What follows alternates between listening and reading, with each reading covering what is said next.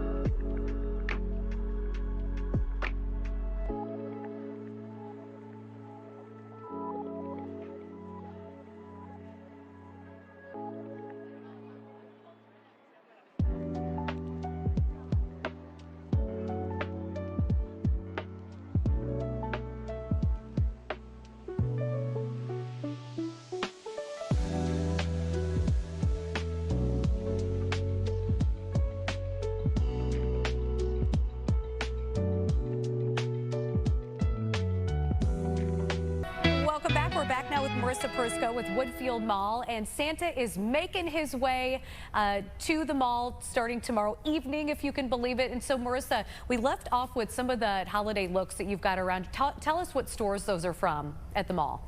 Yes. So mom and dad's look are going to be from Gap, which is perfect. We're showcasing the perfect plaid with these iconic plaid pants and this cute black and white jumper for mom.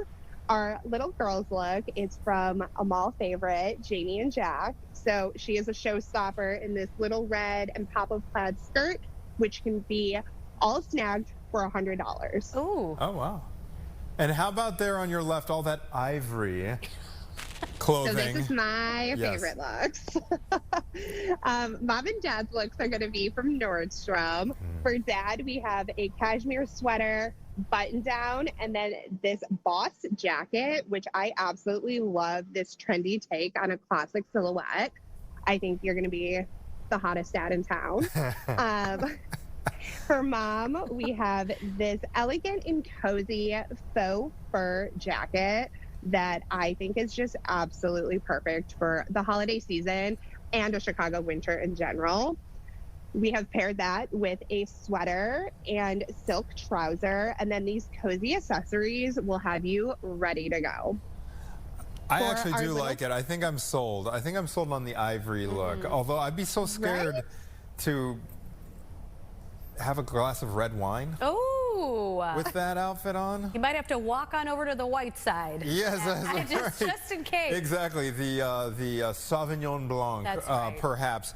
Hey, speaking of food and drink, Marissa, I'm curious about Woodfield Mall this time of year. I actually, it's kind of far from my own house, so I haven't been out there during the holiday season, but what are some of the most popular restaurants during the holiday season? Where do you see the biggest crowds? So we have a plethora of eateries at Woodfield Mall. You are going to see a lot of traffic at our P.F. Chang's. Texas de Brazil is a classic. And then who doesn't love Cheesecake Factory when you're at the mall? Oh, yeah. What about the holiday sales? Everybody's looking for a good deal. When do those typically start? Honestly, some of the sales have started as early as now. So some of our stores are starting their Black Friday deals early. Okay, and how about crowds for Santa? You recommended that families book online for their experience.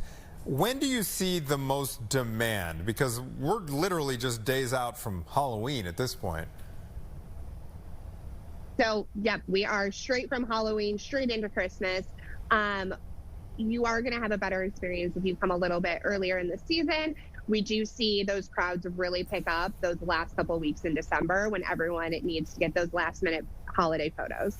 What about interactive things for the family to do? I know when I was growing up, good old White Oaks Mall there in Springfield, in addition to Santa, they always had the holiday train. Oh, yeah. Are you guys doing anything like that? Well, as you may know, our Santa Ice Palace is a whole experience within itself. So it's an immersive experience where you walk through and there's lights and snow falling, and it's a really fun experience. We also have Wondra just opened up. They're a new tenant of ours.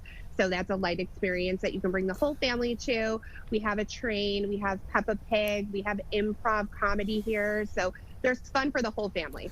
Sounds perfect, especially as the weather gets older. At one of the nearby malls where I live, there's a whole group of walkers who mall walk every morning to get out of the elements. All right, Marissa, really quick, before we let you go, you mentioned booking online. Where should people head to book their experience with Santa Claus is coming all the way from the North Pole starting tomorrow? You can head straight to the Woodfield Mall website to book your reservations today. Woodfield Mall website. Marissa Perisco, happy holidays to you. I can't believe I'm actually saying that. I know. 6th. Thank Happy you holidays. guys. Thanks, Marissa. Okay, this is a special treat. I understand we get to take a little stroll down memory lane in the Baumke family. Let's see it, guys. All right, here we go. Natalie, will you please talk us through this moment? All right, here? so this probably happened. I think it's inside. Does it look like it's inside? I think Though so. Mom is wearing a pretty heavy coat.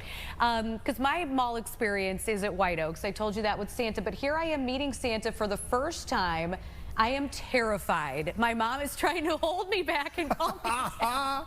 Look at my mom's face. She looks so panicked. She's so pretty. Thank you. Thanks for saying that. And look at her coat. Are you kidding me? She always She has is she has the best coats, my mom. She is at the height of fashion. In that, can we just keep that up? It'll be good for our ratings. Oh. Look at this. Okay. This is probably circa, I'm going to say 1983, because I probably would have been about one and a half, 1 year old. maybe? This is so amazing because it looks like exactly a spitting image of Olive right there. Aw. And A speaking spitting of image. Olive, Speaking of Olive. we have a few photos of her. Oh, do we? As well. You did not want to see Santa there. So look, she is so happy. She's got her little hand in her mouth. She couldn't be Yeah. happier in this picture. This one was taken, let's see, this one was taken at Drury Lane, which if you've never been with the family for the holidays is such a great place. They've got an incredible buffet. They've got Santa there. And then the first one that we showed was Where at is Brookfield Zoo. Drury Lane? In Oak Brook. Oh, it's in Oak Brook. They have a theater there as well. Oh, They often that's have right. some holiday Okay. productions, but you can Yeah. also book for like their holiday buffets. And so this one that's on the right, though, is at Brookfield Zoo, Chicago. They also have a dinner with Santa. And so we took her to that. And then the other one, I think, is at the zoo down in Springfield. But she had such a great time. Yeah, fear of Santa evidently is a genetic trait that skips a generation. But here's my thing. We were talking about this earlier. I have more issues with the Easter Bunny than I do with Santa, because at least you can see Santa's eyes. That helps. You know? I think that helps the youngsters. And Marissa from Woodfield kind of echoed that. I think when the Easter Bunny visits early next year, it's more terror. It's not knowing who's inside the costume. I think that's right. I Yeah. think that's right. But she is also correct, too, that those make some of the funniest pictures. Why let childhood trauma get in the way with a funny holiday photo? The kid just shrieking. Actually, you look relatively calm there. I mean, I can tell you just want to be in mommy's arms, but still. I don't know. That looks like sheer terror to me. But I can't. You know what is a hit for me every year is I always watch The Christmas Story every year at least once. That's Santa yes, where he's like, Ralphie. ho, ho, and what would you like for Christmas, little boy? How about a nice football? And he just, Randy, the little brother, just bursts out in tears, and he has to, gets And then he kicked down the pushes him down slide. the- Yeah, he yes. down the slide. Woodfield Mall.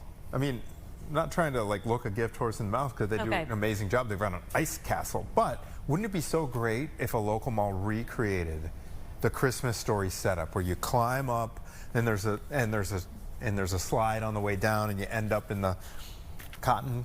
someone has had to have done this, Somebody right? has had to. Because the story itself originated in Indiana, just across the border. Just so across in the Hammond, border, right? Northwest. It's right. We're going to have to do a little digging on that, and maybe on Chicago Now this Christmas season we can do a live Zoom from that mall, because you're right. There's got to be a mall that recreates the whole thing. I would think so. We've got so many great malls in our area too. Really, really. I mean, Woodfield. We have Old Orchard up near us, and it is. Yes. Even though it's outdoor, it has stood the test of time. This place. And the Oak Brook Center, too, out near me, is so fabulous. Also, North Riverside Mall. We often go there for deals. I really hope that malls make a I mean, things like this should help, but with the Amazon effect and everything, because there's something so, I don't know, it's like Americana this time of year. Right. To be able to go and do the whole thing and see people in Personally, person. touch a gift before you pick it out and hold it. Get that Christmas list together. Here we are talking about it. All right, we're going to take a quick break, everybody, but when we come back, we're going to check in with Mac Liederman from Block Club Chicago about not only the Broadview ICE Processing Center, which is top of news there, but some of the other neighborhood stories that they are following this week. So stay with us. We're back right after this short break.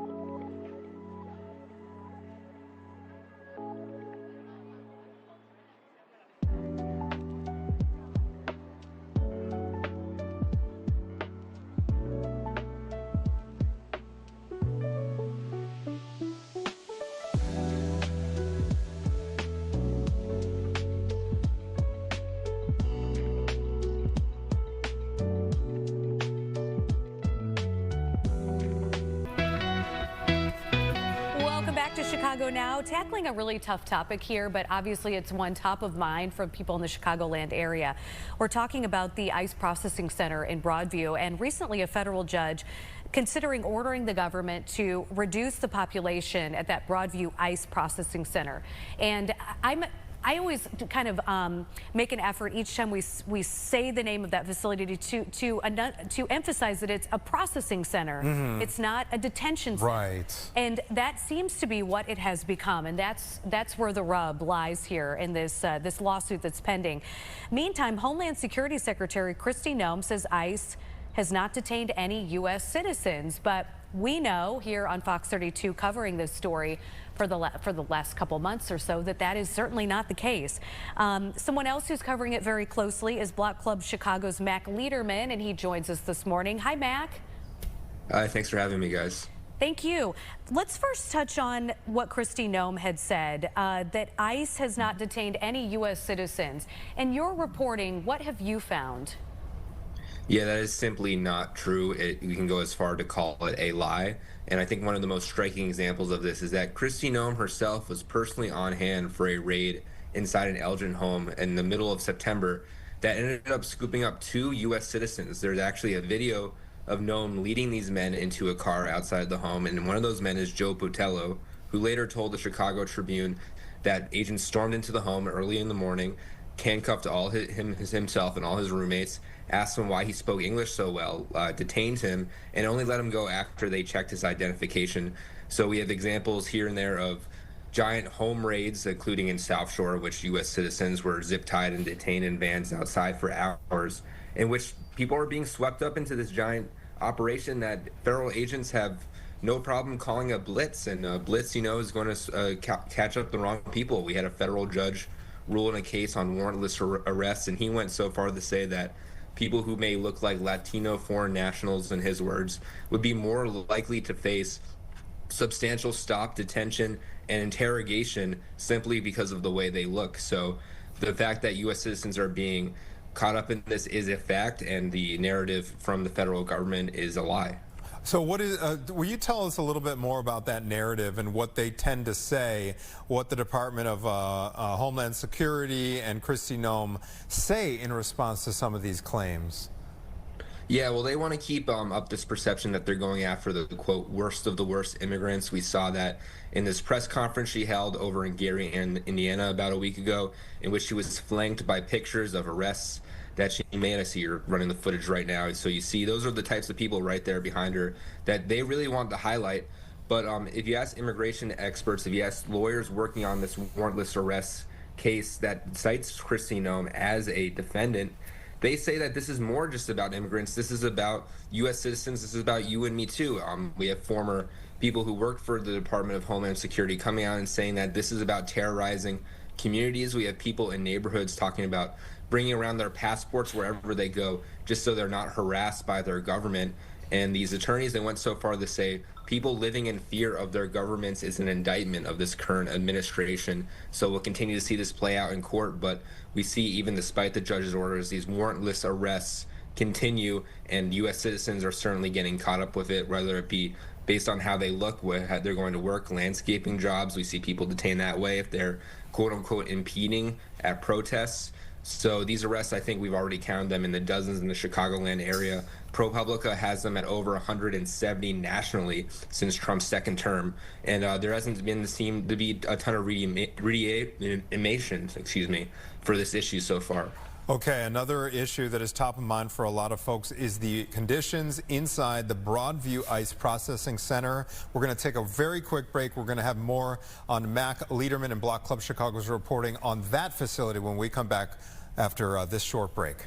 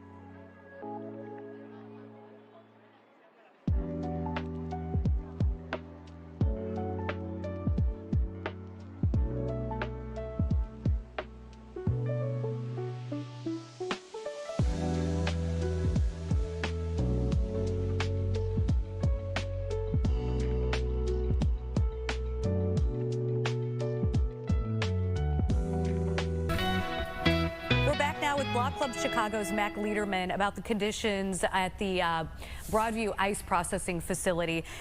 Mac, we know that there's a lawsuit that's pending now from detainees who allege just horrific conditions there. The federal judge, after reading that and hearing their testimony, called the conditions disgusting, cruel. Give us some examples of what these detainees are saying. Yeah, so the judge made those comments after sitting through nearly 4 hours of testimonies from 5 different detainees of the ICE processing facility. And the judge went so as far, I know you guys had a debate at the top of here, whether it's a processing facility, a detention facility. After hearing all this testimony, the judge went as far to call it a prison that is effectively functioning as a prison, given people are reporting spending not only 12 hours here, but as much as 5 to 10 days at this facility at a time. The first man who spoke on the stand was in tears when he described sleeping in a room with 150 people, one cell for all of them. The toilet was out in the open, with some people stuffed so closely to each other that they were sleeping just inches from that bathroom right there. He himself said he had to sleep sitting up in a plastic chair, and that he can only sleep through the night 5 minutes at a time as to not fall over the person in front of him. Another woman who eventually chose self-deportation to Honduras said that she and her fellow detainees inside a cell had asked ICE officers for a broom to clean up themselves, and they refused. Other people described the lights always being on 24/7, people only being fed one sandwich piece of bread with ham and lettuce on it 3 times a day, only getting 3 bottles of water a day with each of those meals. They described being hungry, thirsty, tired, you name it. So this lawsuit is going to continue today. I'll be there around 4:15 today, in which we expect the judge to rule further on it. But he's already eyeing some potential remediation for this, whether that be a restraining order, correcting conditions, or decompressing the facility. Okay, what are we hearing on the flip side of that testimony? Is the government or is the federal government disputing any of those claims? A lot of it they're not denying, which was very striking. They had a chance to cross-examine detainees on the stand. Many of those cross-examinations were exceptionally short. They primarily focused on how long people had spent in this facility, as to paint this picture that it is indeed still a processing facility and not a detention center or even a prison. Their argument is so far that, this lawsuit just hit their desk after months of work from the plaintiff's side. They had not enough time to respond or collect pictures from inside the facility, and they're saying they went as far as to say that decompressing or closing this facility would effectively halt immigration enforcement in the Chicagoland area, and they cited sanctuary policies that prevent ICE from renting beds inside state prisons and jails. So they said that there's just no other option than how they're doing it right now, and they said also added that it's a quote unquote learning curve, and that they've made improvements to the facility as time has gone on. But these testimonies from the detainees were pretty striking, and I think we'll see what happens today, and if eventually that there's video evidence or photographs that come out from the inside facility, because right now we really don't have any direct idea of what exactly it looks like besides the testimonies we heard yesterday. Yeah, it also seemed, Mac, that I believe the federal government was saying that this operation was accelerated so quickly that they picked up so many people that there just wasn't any quick way to process them through that processing center. And for some of those people, it did take a long amount of time. You know, you're saying maybe it would halt immigration operations, but my mind goes to that not being the case, and maybe them taking these people to other facilities, not necessarily at local prisons or jails or things like that, but over state lines into Indiana and other states. And what a concern that might be for these detainees' families. I mean, from what I heard yesterday, that's actually preferred, given just how dire these conditions inside Broadview currently are. One of the main sticking points here for the plaintiff attorneys is that there's no confidential area inside the Broadview facility in which people can contact their attorneys. That's obviously different in a jail or prison. There's no beds inside this facility. That is also true inside a jail and prison, that they will have beds and a place to stay. So I guess the crux of the argument here was anywhere but here. Wow, okay. Yeah, so there's kind of these allegations of federal government putting cart before horse, maybe accelerating these immigration enforcement operations on the street and trying to play catch up on the back end when it comes to detaining and caring for these detainees in the meantime. Mac, I know you said you're headed to court this afternoon. What's next here in terms of the legal process?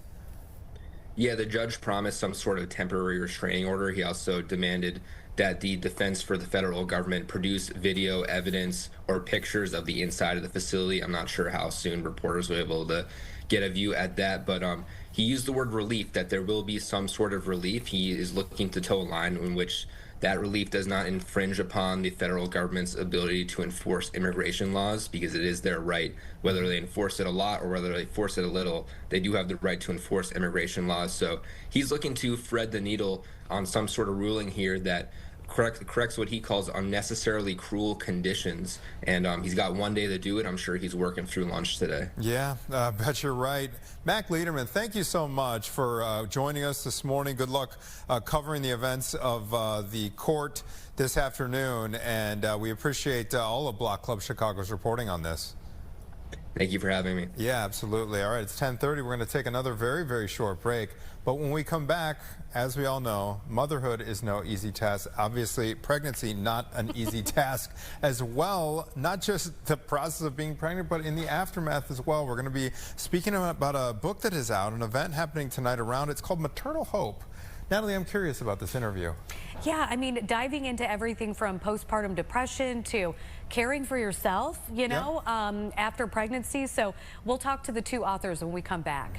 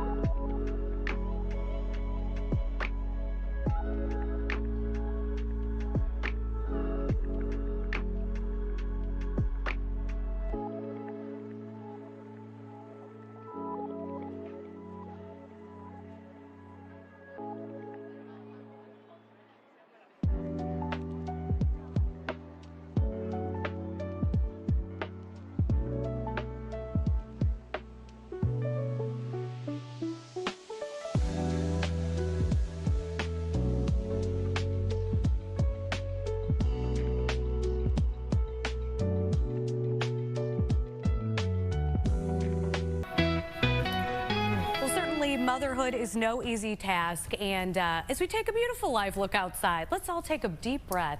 Actually, this is fun. Those steps remind me when we were past our due date. my 9-month-old pregnant wife, we walked on those steps right there because there was an urban myth that if you walk with one foot on top of the curb and the other one on the street level that you can move things along. Anthony. And I remember walking right there and trying to make it expedite things. And did it work? Yeah, it happened the next day. So Wow. I'm not saying it didn't work. It happened the next day. Yeah. Well, we are here with two authors, Camille Siegel and Allie Mann, and they are here to tell us about their new book. Ladies, just kind of, instead of me summarizing it for our viewers, why don't you tell us what is inside that book? Yeah, so Maternal Hope is an anthology with multiple people's stories about their adverse journeys to becoming a mom and a dad. And the whole goal of the book, and what we're hoping it accomplishes, is to just normalize the conversation around the difficulties that so many people face while trying to become a parent. Yeah. How did you pull she described it as an anthology. How did you pull together all the stories then? Yeah, I mean, we were really thoughtful of different experiences. We didn't just want to highlight our own, so we really looked at doctors, we looked at therapists, we looked at same-sex surrogacy, experience that you just don't hear about. But really, we wanted to give light to the stories that don't get the attention. I think you look at social media and you see one type of thing, and that's really not the reality of what so many people face. And what is your hope when people read this book that they walk away with? Yeah, we want them to know that they're not alone. So many people go through these challenging times and feel so alone. And Camille and I have our own stories, and we each have our own chapter. And this book was what we both needed when we were on our own struggle buses. So you describe them as adverse experiences.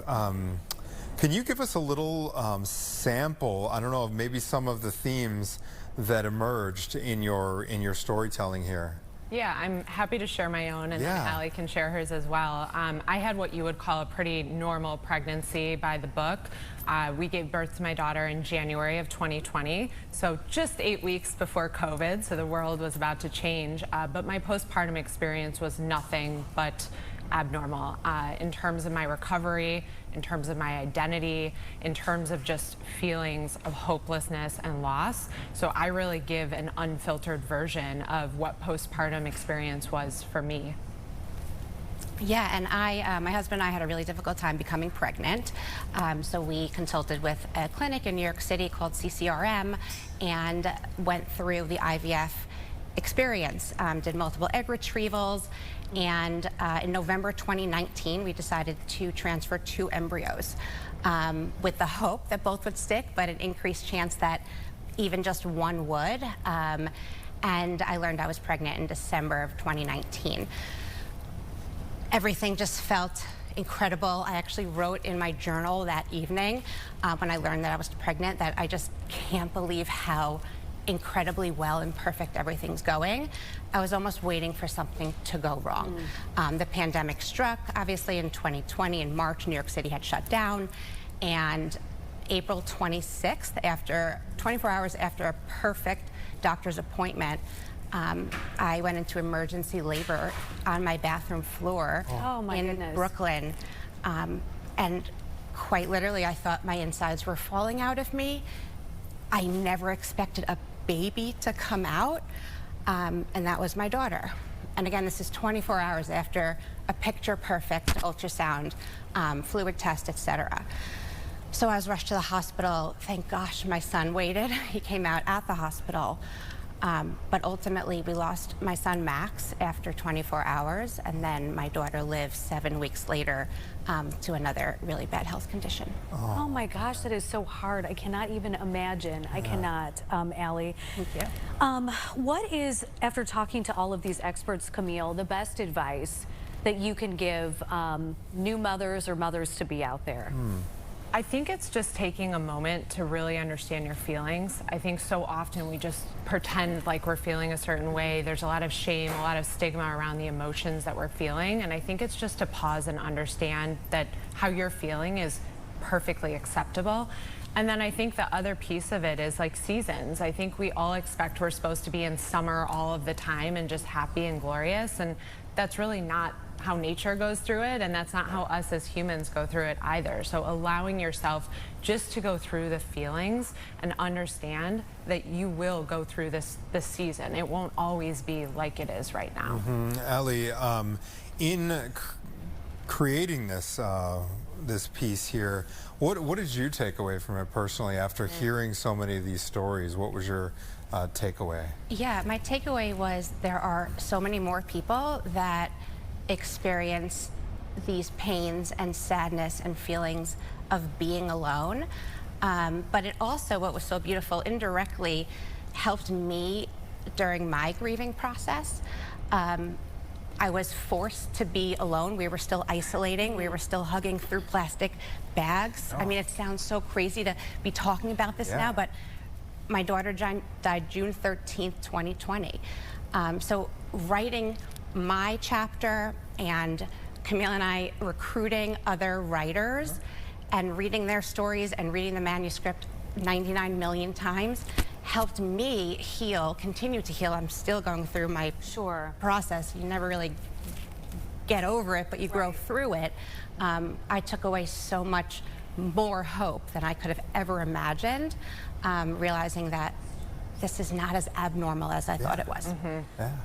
What do you find women who struggle, is there one common denominator that they say this helped the most? Was it antidepressants? Was it talking to someone? Maybe a combination of both? I mean, what do they say? More mindfulness? What is it? I don't think it's just one thing. I think that goes back to everybody having different experiences, but one of the things that is so important is community. And I think not internalizing the experience that you had. And this goes back to what we all go through when we like to shove it down there versus actually speaking with somebody and sharing.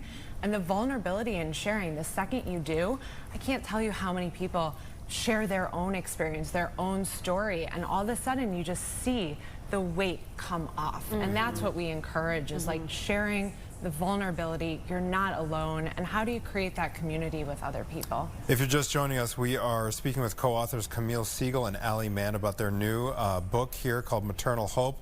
They're hosting an event going on here locally at Monica and Andy tonight. We're going to be speaking with them about the event when we come back after this very short break. Stay with us. When you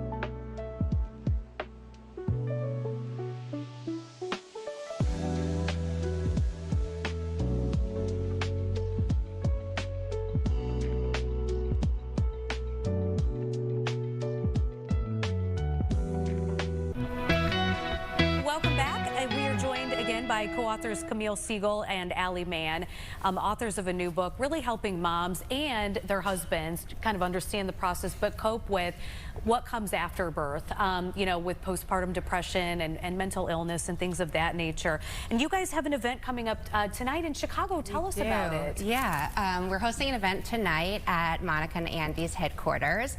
It's open to the public. It's a free event. Everyone who attends with a store purchase gets a free book.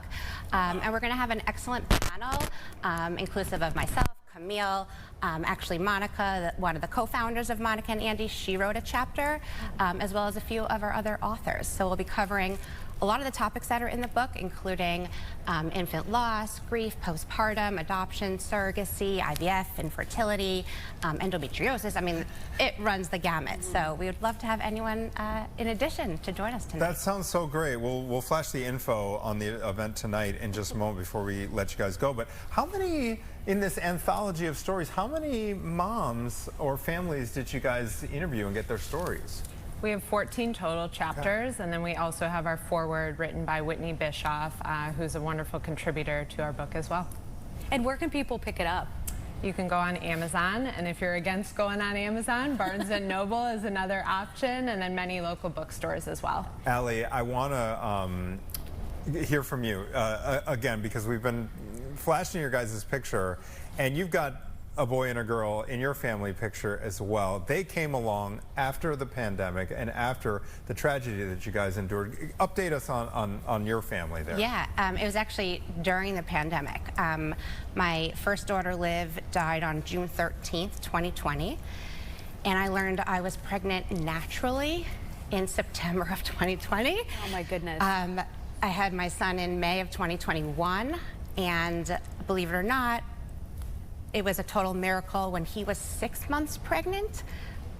Nope, when he was 6 months old, I learned I was pregnant again. Wow. Naturally. So after struggling to even become pregnant with one operating fallopian tube, a really low AMH count, after Max and Liv were born and then passed, I had another boy and girl, 14 months apart, named Teddy and Ava. Divine intervention. I can't even believe it. You do hear, though, of couples. I mean, my aunt and uncle are an example. You know, they adopted their first 2 children, and they didn't think they were able to have their own. And then after that, they had 3 healthy children naturally, you know, and so it happens. It does. I have one of my best friends from high school, same exact thing. On their 3rd kid. It was a complete surprise in the same way. With stories like this in mind, would you guys each kind of comment on your message to parents who either have a child in the NICU right now or to a mom who is dealing with postpartum depression right now? What would be your message there? Yeah, I think for the postpartum piece, it's just you will get through this and take every day as it comes and understand that you are not alone in this experience, and there is no shame with the emotion that you're feeling. Everything that you're feeling is there for a reason for right now. Yeah, and my best advice for any parent with a baby in the NICU is 2 things. Connect with other Bobs and Dads who have children in the NICU.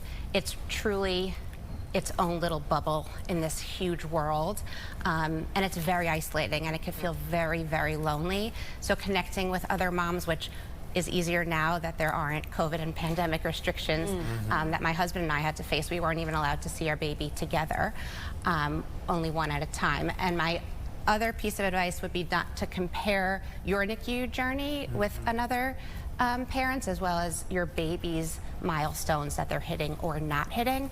My daughter Liv had multiple roommates, and everyone kept advancing and going on to level 2, level 3, and then home. And my baby didn't come home. So don't compare your journey with other journeys. Your babies, you know, are all on their own schedules. Such good advice. Ladies, thank you so much. Yes. Thank Okay, you so much what for time's the having us. event tonight? If people want to come meet you guys in person, meet some of these other authors. Yeah. We start at 6 tonight. Okay. We have a panel discussion starting at 6:30, and you can go online to Monica and Andy to register or come this evening. All right. Thank you for sharing. Thank you. Monica and Thank Andy, you so much. they got great stuff too.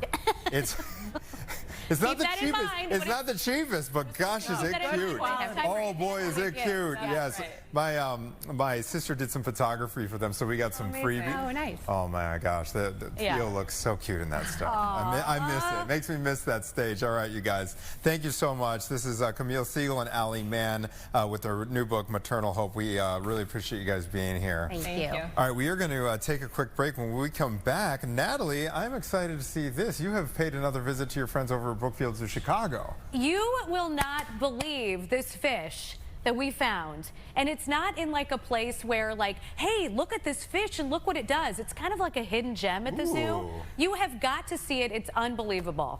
How's that for a tease? That's coming up right after this.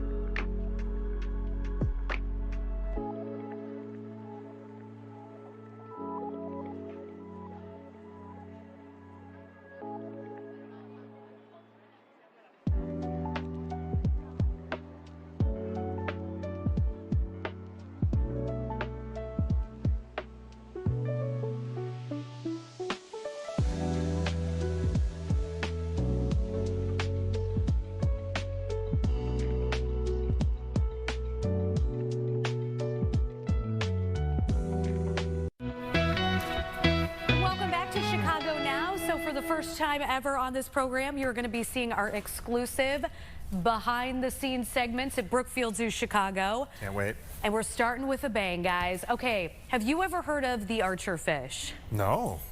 Well, you're about to. This little fish does an amazing thing to catch its food. And it's a tiny fish. It's not a piranha, but it is carnivorous. Ooh. Take a look. Roll tape. Meet the archer fish, a fish that uses its own version of the super soaker to attack its prey.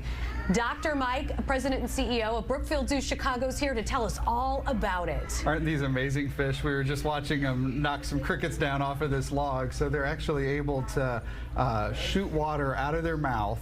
They slam their gills shut real fast and shoot a stream of water. They can shoot it up to 5 feet away with just incredible precision, way better than I can do in the swimming pool trying to shoot water at somebody. But and hit those prey items, little small bugs and insects, down into the water where they can then get hold of them to eat them.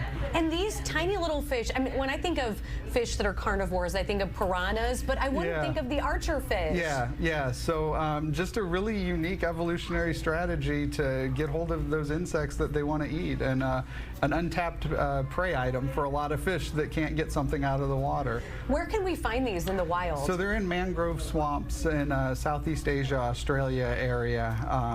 You know, very similar to how this habitat looks right here, with kind of that low-lying mangrove swamp where there's a lot of insects down on leaves and tree branches right there near the surface of the water. The other thing too is, imagine swimming underwater with a pair of goggles on.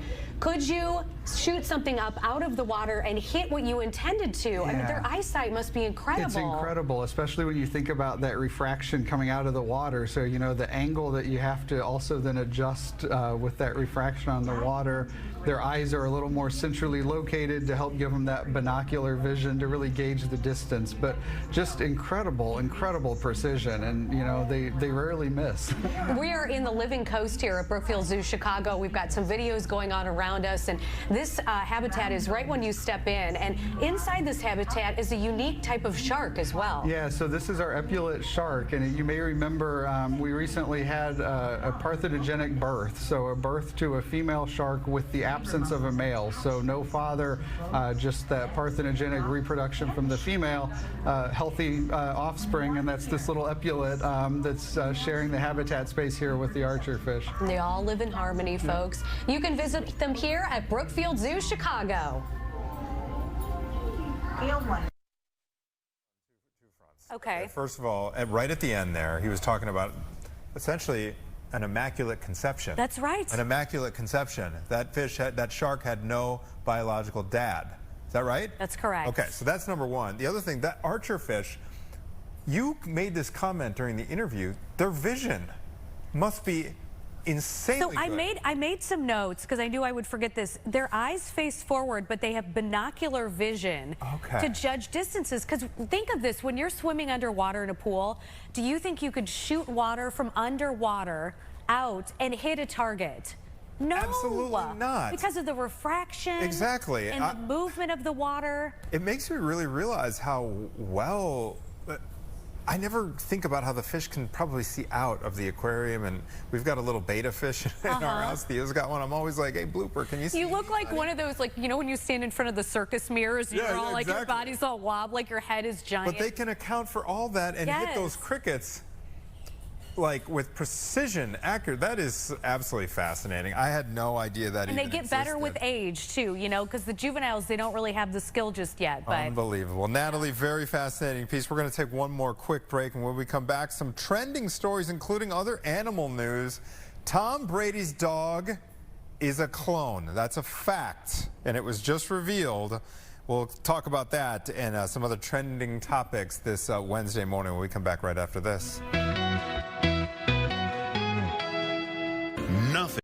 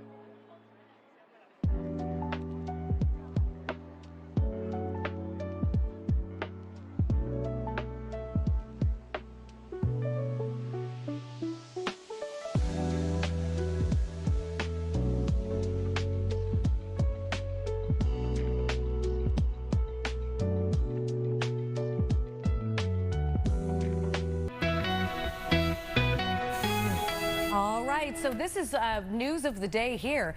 We are learning that Tom Brady cloned his dog, okay? His old dog passed away back in 2023. He used blood from the old dog. I wonder if he had this in mind before the dog passed. I would think he had I would think to. so.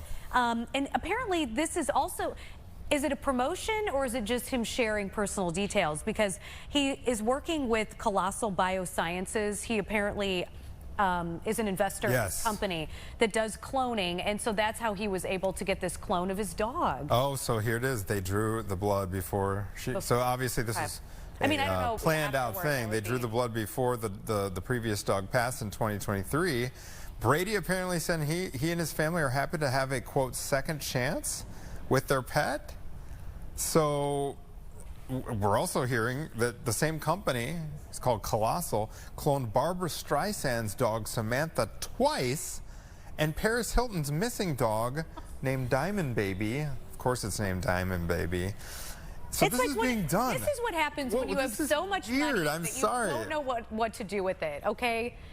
This is what happens. You get like 10 of my old cat Mr. Bills.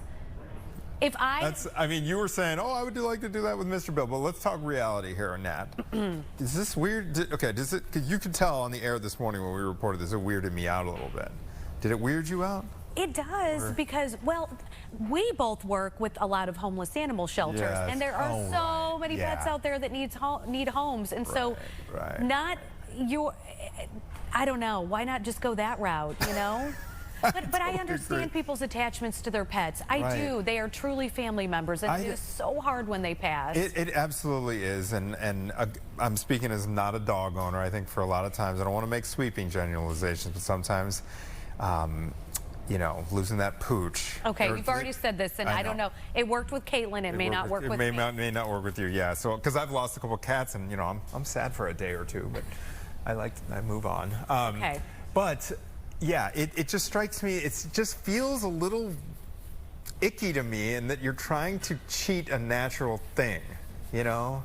Like that pet is its own thing, its own person, its own personality. I wonder if any other scientific discoveries could come out of that, though, that could help the human race in some way or another. I'm not saying cloning people, but just something that helps a cure to cancer or you know, something leading to something like that. I get what you mean.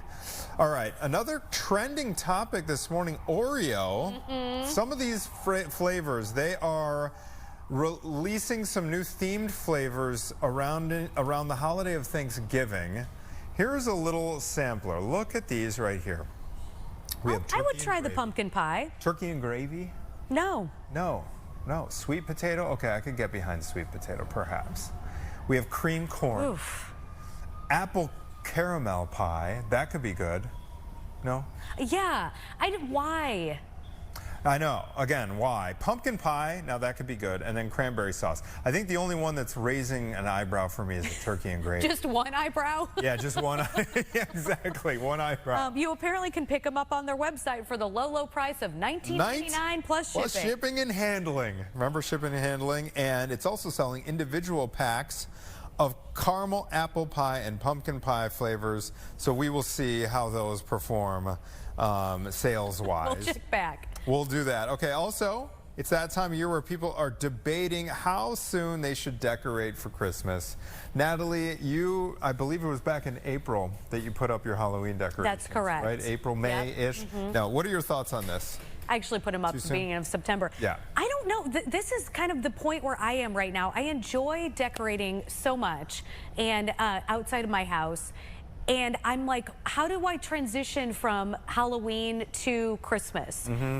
Do you have fall decor that you put out in between? I'm curious what people typically do. Right. Because there's kind of that turkey, fall, brown and orange kind of color. But why motif. only keep that up for like 3 weeks? And then transition to the Christmas. So I'm in between. I took the skeleton wreath down yesterday. Okay. You know, to soften things a bit. Skeletons are gone. Yeah. But the pumpkins are still out. Yeah. The halls have not been decked. Right. Quite yet. Yeah. So I was telling Caitlin this, but I decided this is an experiment. I don't know if it's going to happen next year, but I decided to leave my Christmas lights up all year. Okay. So they have been off. but they're the white ones. Yes. You know, the white ones. And so we kept them up through New Year's of last year, maybe even late January. I just flicked them off. I trimmed around them all summer, and they're still up. So I'm just I think I'm gonna flip the switch tonight. You know, really? Yeah, tonight, just because they're already up. And I've seen other houses in the neighborhood, because might as well maximize. Well, and to your point here, apparently Better Homes and Gardens, the experts on this, they said right before Thanksgiving, the best time, and they suggest if you're going to put up a tree because you got the family coming over for Thanksgiving, maybe just put the white lights on it and don't put the ornaments on until after Thanksgiving. So there's a compromise. There we go. Put the white lights out, maybe don't do the inflatable Santa until after the turkey. I think we just solved it. Good way to end our 10 a.m. hour. Matt, thank you for being here. You're welcome. Thank you very Hopefully much. Caitlin will be back Hopefully tomorrow. she is feeling a little bit better. All right, we are coming up on 11 a.m. We have Tia and Gabby waiting in the wings for another hour of Chicago Now. Right after this, everybody stay with us.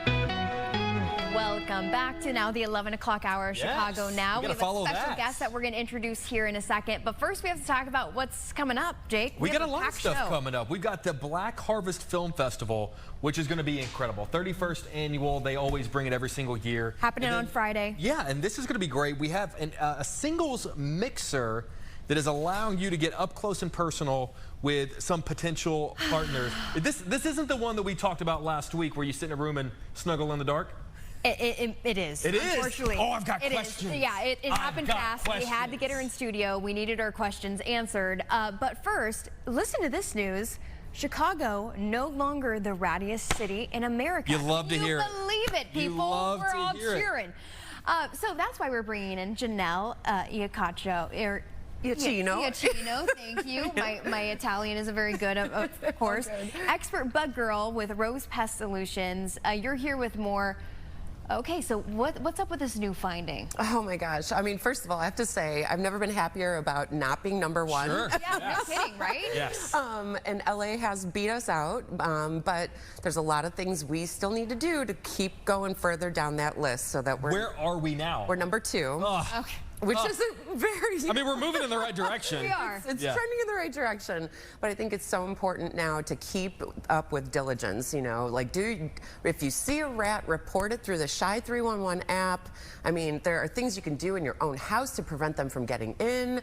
There are so many things we can do, you know, in our own control. Okay, but I was just in New York the other day with my girlfriend, and I was, you know, there are a lot of rats there also, too, because they have to put their trash on the street. Well, that's the thing. And I never understood how we lose, like, we have a city in which we can put our trash behind or in the alleys or in the dumpster. Right. Like, how are we losing to a city that puts the trash on the streets? I know. Well, that's the whole thing. So this is not an apples to apples comparison because if you look at LA too, they have nice weather all year round. What rat wouldn't want to live out there, right? I would. Our Chicago rats are they're hardcore. They survive harsh winters.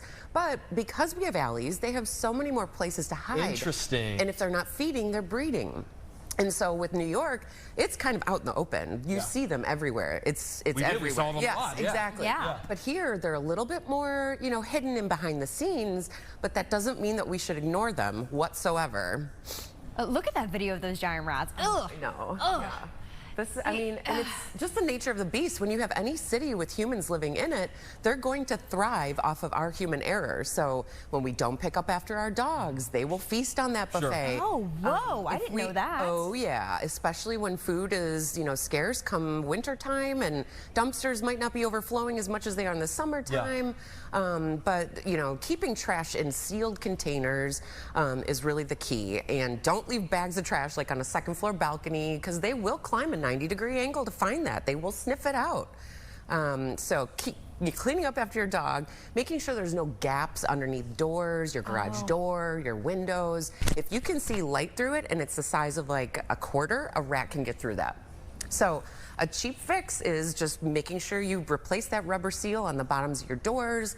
Make sure no airflow is getting through that, because that's how they'll find an easy way in for cozy comforts. You mentioned using the 311 app. Yes. I guess maybe someone's hesitation to do that might be, well, I mean, I just saw it. It just scurried off. By the time I message someone, it's going to be long gone. So what is the value of using that? So the 311 app is how the city deploys their streets and sanitation rodent abatement division.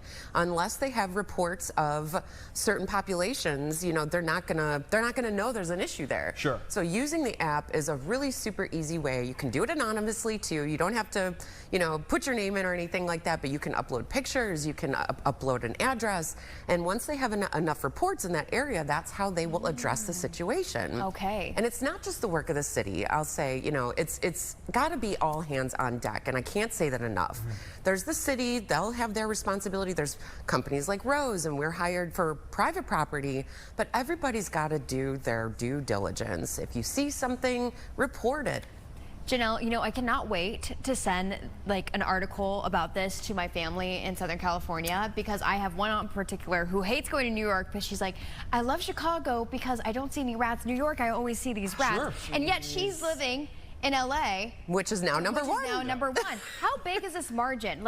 Us compared to LA, is it pretty slim? If just a few more rats are popping up, then we might be in the number one spot again? It's kind of hard to say, because like I said, it's not an apples to apples comparison. Okay. You don't have the same environment. I mean, Chicago is it's tight. We have big buildings. We're condensed, just like New York, but we have those alleys.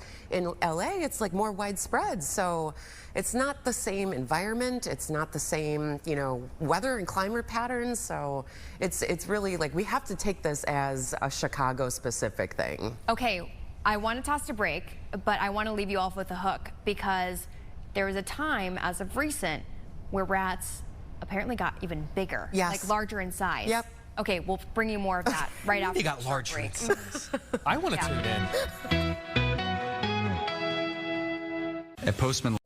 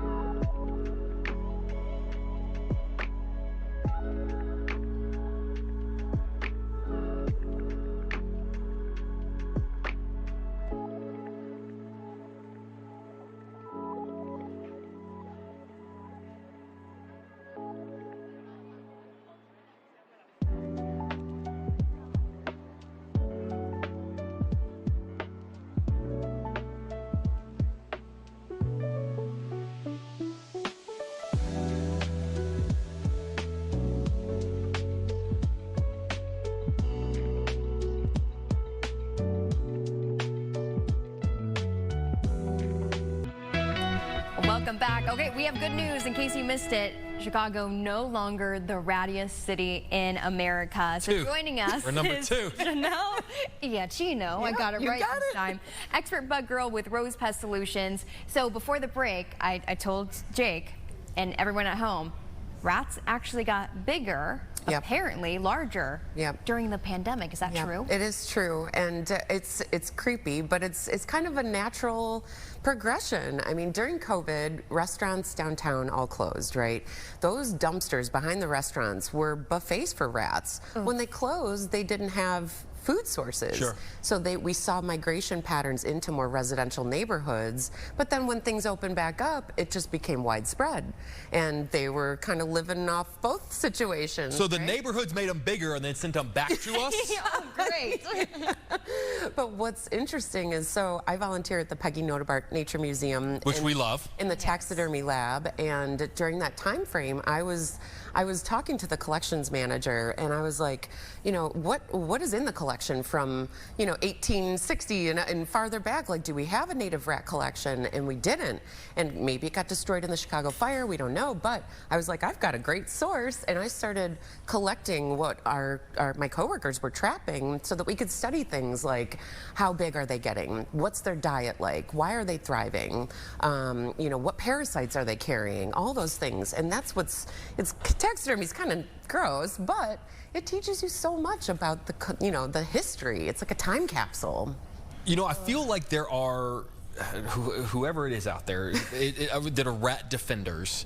The line that they use often, I'm sure you've probably heard this, is like, oh, what is you know, a rat but just a squirrel without a fuzzy tail? Well, thoughts, response to? Very different. Explain. I mean, so, okay, we're not talking about pet rats Sure. that you can find at a pet store. Urban rats live in the underbelly of things. Sure. They're not sanitary. They, on average, carry about 27 different pathogens. Wow. Which could be E. coli or salmonella that we're familiar with in restaurant terms, right? Yeah. Food related. But they can also carry ticks and fleas. And if one of these things gets into your house and you've got a dog, like, think about, Sure. you know, how the bigger picture, how it affects so much more.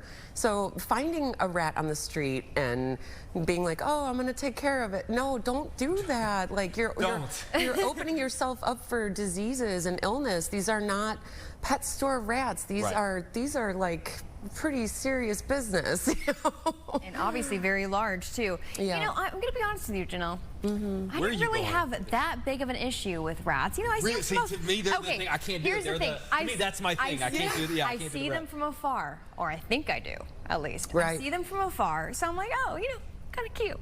I don't know. No, if you look up close, if you but now that you've said actually like how many pathogens they're carrying and ticks and stuff, no, that's terrifying. Yeah, and because of where they travel, if you look really closely on their coats, they have grease all over their coats. I mean, they're in and out of dumpsters. Go ahead, keep telling me how much you love them.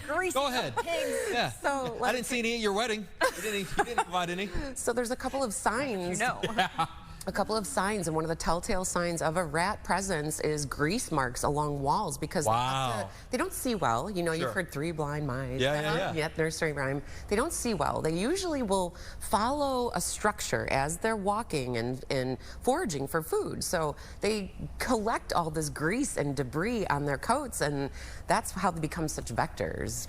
You know, a lot of people maybe who live outside the city have, you know, maybe like a little shed or something in their backyard, and in that shed, I'd imagine they have, you know, bags. You know, you get the bag of birdseed from you know, the store, and you can throw it in there. I'd imagine, as easy as it is to kind of just throw and, you know, maybe put the plastic cup in there to sort of scoop it, I'd imagine that's the sort of, they can chew through that plastic. You want to keep any kind of anything that they might deem to be food in a more secure container. Airtight, sealed container. What can they chew through? They can chew through concrete, you guys. No. Like, oh, this was something that we discovered during COVID as well. Like, they're survivors, and they will do whatever it takes to get into nooks and crannies, out of the elements, especially when it's freezing cold outside. So now is the time to do something about it before we have snow on the ground, before those temperatures dip that low. But birdseed and any kind of grass seed or, you know, anything, dog food even, like, keep it in an airtight, sealed container. Even if you're storing it in the garage, if you have a detached garage, that's something that's going to attract them right from those alleys. So airtight, that's the key. Okay. So where can you get something like air? I don't know. Oh, you know, those, yeah. Makes sense. Like when I keep my dog food in. Yeah, like Rubbermaid containers. Yeah. And check them regularly for chew marks because they could potentially chew through that, but just be aware of that.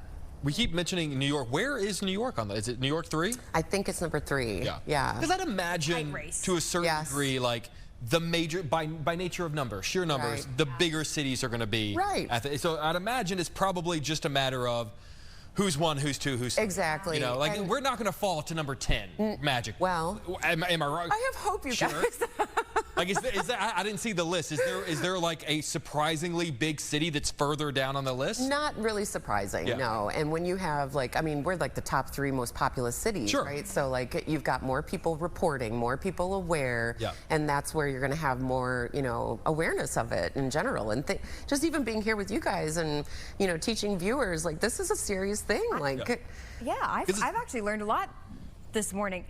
Question for you, it might be silly, but when you see one rat maybe like around your house, that means there are a lot more? There's never just one, you guys. It's, if you see one, there are at least 6 more, and that's because of how many they have in a litter. And every 3 weeks, a female can be pregnant again. So she can I mean, the populations get out of control so fast, so fast. So it's never just one. Don't be fooled by that. Wow. Well, we mentioned, not to shift gears entirely, but how much we love Peggy Noda Park. Can you just tell us about some of the things that are going on there? Yeah, so we have an amazing biodiversity exhibit that Rose sponsored up right now. I was just there over the weekend with a troop of like 50 Girl Scouts. Oh, I love that. And it's a really interactive, engaging way to teach any age about urban nature and how it exists alongside humans and whatnot. But it also draws attention to conservation, and there's a really great room where you can draw a butterfly and scan it, and then it projects it onto a screen so you can see your drawing flapping around like a butterfly. Oh, come on. Cute. Oh, it was so sweet. I was there and I made that little butterfly. Did you? Segments. Oh, it was so good. Apparently you weren't watching. I was getting ready for this segment. I was prepping. It wasn't today. It was a couple weeks ago. I prepped far in advance. I'll replay it for you. But talking about rats, you know, there's also, I know we've had some older people come on and say that they're putting out or exploring birth control for rats. Right. Can you talk on that? Have you seen any change because they're not because of that? And I think it was just because it hasn't been a long enough period of time, and it was only deployed in the Wicker Park, Bucktown area.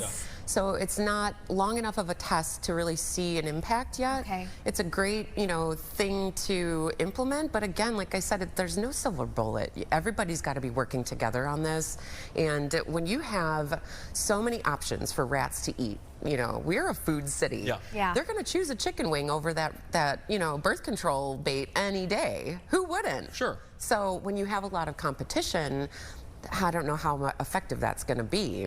There was also that story, and again, you know, it was a big story on social media and TV just because of how, you know, crazy it was. But the releasing of cats. Right.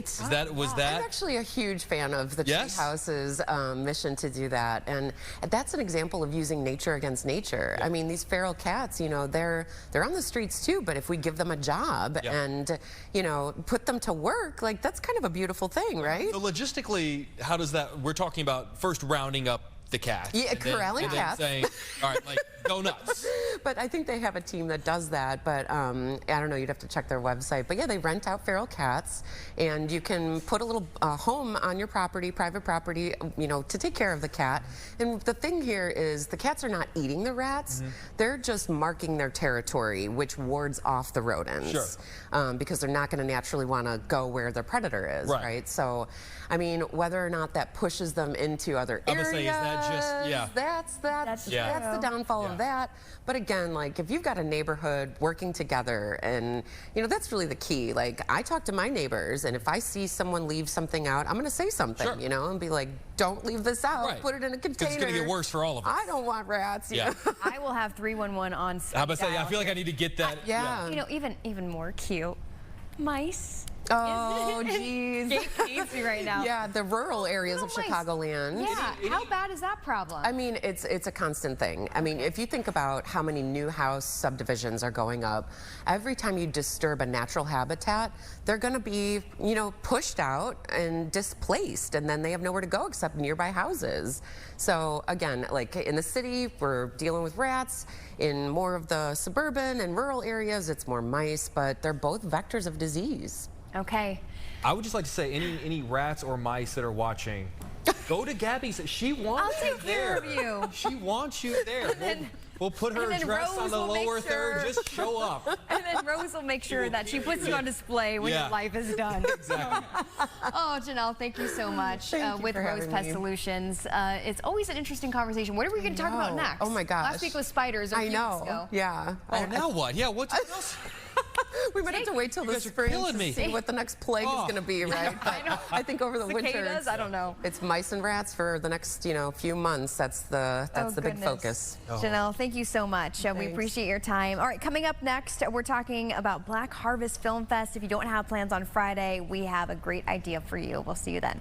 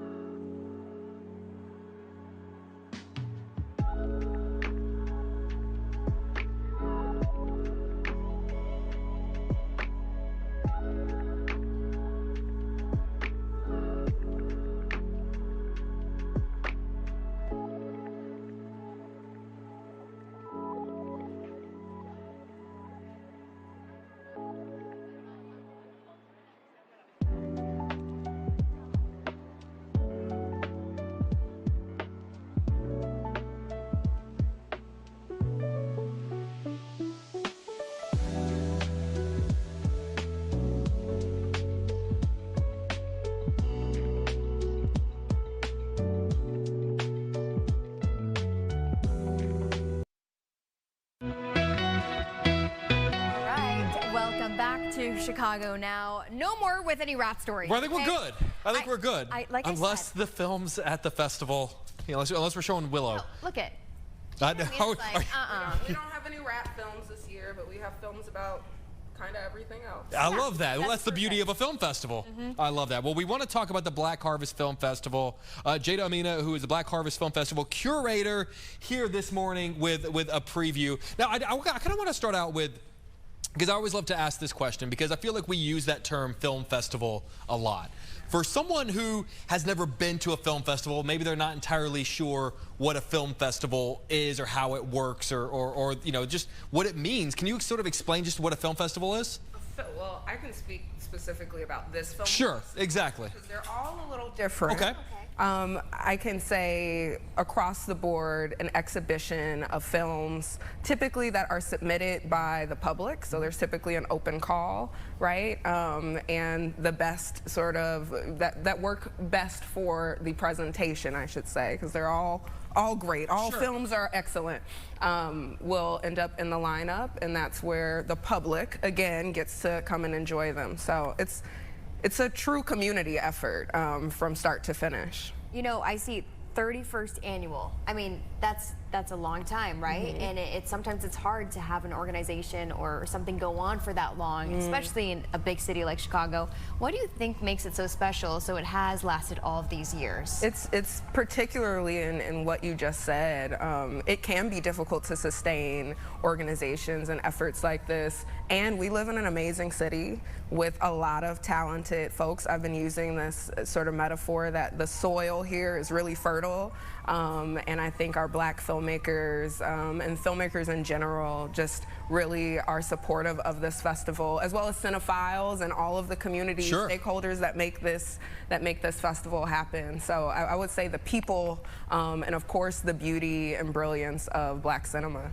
One of the great things about a film festival is oftentimes that it is amplifying voices that get lost. These days, unless you're making a freaking Marvel movie or a Star Wars, no knock to those, but like it's harder to get some of these smaller films made and get them out there and get them seen by people. And that's what I love about what you guys are doing, because it's amplifying films that, I don't know if I can phrase it, that like maybe need a little help. Get them out there, get them seen by people. Absolutely, I think we can say that, especially knowing the history of disenfranchisement.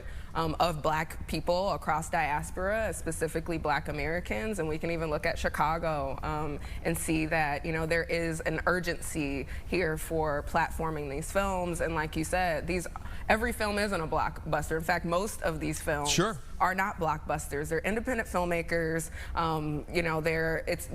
The festival is a true testament to the fact that, with some inspiration and a good idea or two, anyone can become a filmmaker and anyone can end up in Black Harvest. I love how much films teach us. I mean, whatever you're watching. But let's talk about some of these that are going to be there on Friday, because we're seeing these beautiful clips come up. Just give us an insight of what to expect. Well, tomorrow we have opening night, which I'm super excited about. We'll be announcing our Richard and Ellen Sandor Prize Awards to our Best Feature and Best Short. So if you don't have tickets, please visit blackharvestfest.org. That's where you'll get everything regarding the lineup. There's just so much. The festival is packed with amazing films like Seeds by Brittany Shine, which is getting a lot of critical acclaim. The film focuses on Black land stewardship in the American South, which is super important to our history, and living in a great migration city like Chicago feels really, really potent and resonant, as well as a live in-person attendance by Khalil Joseph, who made Black News, and Black News is going to be honored, and Khalil and his film are going to be honored on this Sunday, and I'm super excited to award him the Visionary Award. I love that. Well, film fans more than anyone love bragging about, well, I saw this movie before anybody. I loved this filmmaker before anybody. This is the kind of festival that allows you to do that before these artists take off and explode and become, Exactly. the next Ryan Coogler, the next Spike Lee. This is the sort of place where they get their start. Totally, totally. We have Elegance Bratton. That name might ring a few bells. He's a Black Harvest Film Festival alum. He is presenting Move Ya Body. Love it. Let me move my body. Love it. It is a film that celebrates and chronicles Chicago house music. We love house music here in Chicago. Many regard this place as the birth of house. Sure. I regard it as the birth of house, and just really excited to welcome him back. Just a lot of folks who have emerged out of this film festival and gone on to take great heights. Okay, Jada, Mina, I have a feeling everyone at home is going to want to know how to sign up, but we're going to leave them on a hook. We're going to be back right after this short break. Awesome. Living your life.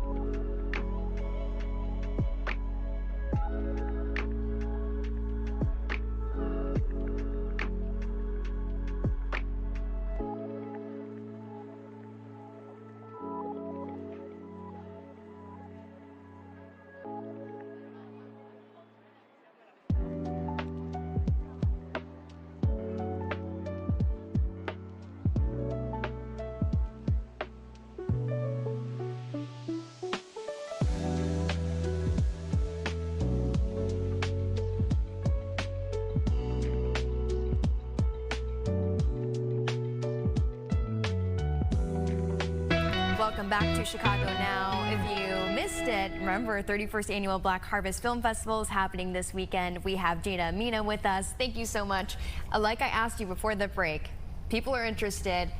How can they find more information, and do you need to RSVP for this? Is it too late? Is it sold out? We are not. Well, things are selling out. Okay. I keep saying, don't try to DM me the night of. Like, can I get in where I fit in? Yeah. Look, we can't invent new seats.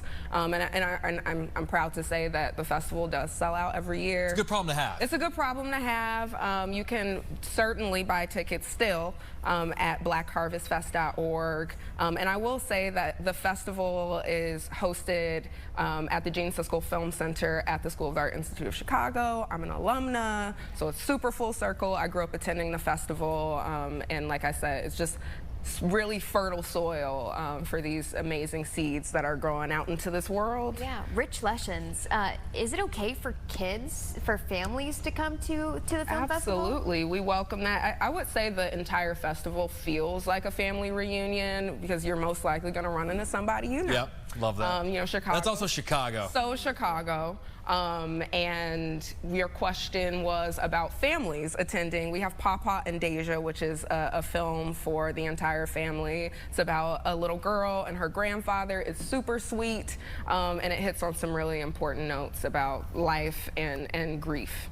I know we're not even through the 31st annual film festival yet, but I'm going to start thinking about the 32nd. Okay. Is this going to happen? If there is someone watching right now who is an up-and-coming young filmmaker who thinks, you know what, I'm calling action in a couple of weeks. Maybe I want to put my independent film, in next year's film festival. Like, what are the steps? What are you guys looking for maybe up-and-coming filmmakers who are watching? Film Freeway. All of our entry films come through filmfreeway.com. That is, you know, what we use. It's very standard for film festivals. Young folks out there, young and old. You know, it's not too late to pick up a camera or start writing.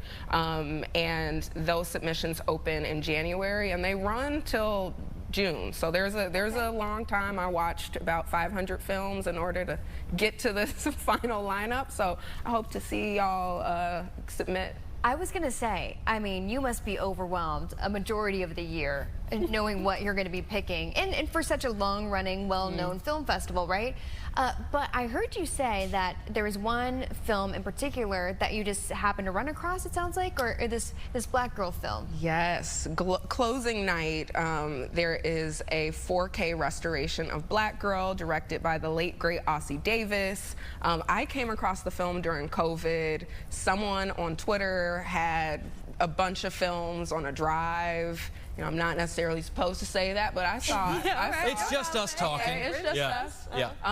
And what a gem. I think it was on YouTube for a while, so I screened it in my room with a friend on a 28-inch TV, and it was actually the last film to be solicited. So that film didn't go through Film Freeway, like I mentioned. It actually came across our laps, and I remember sitting in my room going, I would love to program this. Everyone should see this film. The film's from 1972. It's about a young dancer named Billy who is living as a Black young woman at the time, and kind of going back and forth with this sort of devotion to herself, to her family, and to the cause, the race cause, and ultimately has to make a decision to be devoted to herself. And I think we can all relate to that in some way, and it's just a wonderful way to close out the festival. You know, if someone can't make it out this weekend, but they're looking at these films, they're seeing the clips, and they're thinking, you know, I would like to see them. Is there a way outside the festival to see these films? You know, if and when these films get distribution, we don't have virtual programming. We really want to welcome folks back into the theater space. Theatrical experience. Come on, post-COVID, you know, we've seen numbers dip across theaters, but Black Harvest Film Festival attendees continue to, like, they crave being in our theaters and in our lobbies, and that's what we're excited about, is bringing folks together and bearing witness to these incredible stories about the Black experience. You know, as a curator, I mean, you kind of have a lot of power, right? You know, getting some of these and giving so many people an opportunity and giving them sometimes the best news of their life to be a part of a film festival like this. How does that make you feel, and to even know that, you know, one of them could be the next big one, or, you know, something that's watched even by a few eyes is a big deal? Oh, it is a big deal, and I feel empowered. You know, I certainly feel, and that is a sense of power, right? I feel empowered to steward this festival. Like I mentioned earlier, I grew up attending the festival, and so what a great just full circle moment for me there, and also thinking about just, like you said, what it means to these filmmakers who may not ever have their film on a big screen. I mean, the Gene Siskel Film Center at the School of the Art Institute of Chicago has 2 state-of-the-art screens, you know, so that alone, and the experience of seeing someone's face light up because the screen is lit up and they're seeing their picture on the big screen means a lot to me and a lot to their families, and just a lot to the people of Chicago and Black people and all people across the world. You know, and to kind of circle back to what we were talking about earlier, the importance of supporting films like this. So, you know, like I cover a lot of movies for the shows and stuff, and sure, like I'll cover Avatar and I'll cover a Marvel movie, but I think that, like, those movies don't need me. You know, like they don't need us to tell people to go. People are going to show up, but these are films that are giving us the next great generation of filmmakers. You know, we don't get Quentin Tarantino unless it's a film festival. We don't get Spike Lee unless it's a film festival. And so people don't realize that by investing in film festivals like this, what you're really investing in is your future of entertainment, because you're going to find a great director is going to come out of here that's going to entertain you for the next 50 years. And if we don't support filmmakers like this, then we don't get the next Chris Nolan or the Spielberg or the Ryan Coogler who gave it. You know, Sinners was great this year. But it only happened because he started out as an independent filmmaker making movies in festivals like this. Absolutely, absolutely. And let this, you know, this festival catalyze you and be a catalyst to take that leap into making. People ask me, you know, how is this festival liberatory? If anything, I think the festival imbues every single participant, every single attendee with this idea that, you know, they are capable. I think just capability, there's a lot of defeat, you know, we're on the news, we watch the news, we know there's a lot going on in this world, but just to see filmmakers stand before, you know, before crowds and speak to their work certainly is inspiring, and that's what I'm hoping the festival leaves everyone with, is that they feel transformed and that they too can do great things. Okay, one more time for everyone at home, if they're interested in coming this weekend. Again, might sell up soon, so you want to get it quick. What is the timeline for some of the events? Absolutely. So we get started tomorrow, tomorrow evening to be exact, and we round out the festival on Sunday, November 16th. There's a lot of days that I got to keep up with, and we're just packed, and the lineup is super packed, and we have over 50 filmmakers attending, so there's just going to be so much energy, and I'm so excited for the folks at home to get their tickets and to meet some people, because I'll be there most days. Love it. Okay, and if you can't get a seat, slide into her DMs, and she'll get you in. Watch, now we're going to have hundreds just in your DMs. You're getting people in your DMs, you're getting rats to your house. We're going to find out what else is coming up. You said it, not me. Okay, thank you so much, Jada Amina, Black Thank you so much. That was great. Curator. We appreciate your time. Thank you so much, y'all. Okay, we're going to be talking about I'm excited about this. Have you heard about this? Right after this. Okay, so just wait. It's time.